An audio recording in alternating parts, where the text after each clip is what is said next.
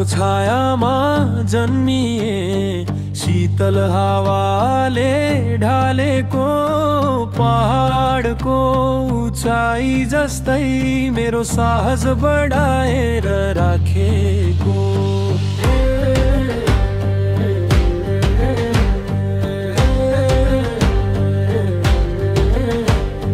देश बोलाउँदा यो मुटु ढोलकको ताल जस्तै बज्छ, सीमाना जोगाउने करुणा मनको प्रत्येक स्पन्दनमा अडिन्छ।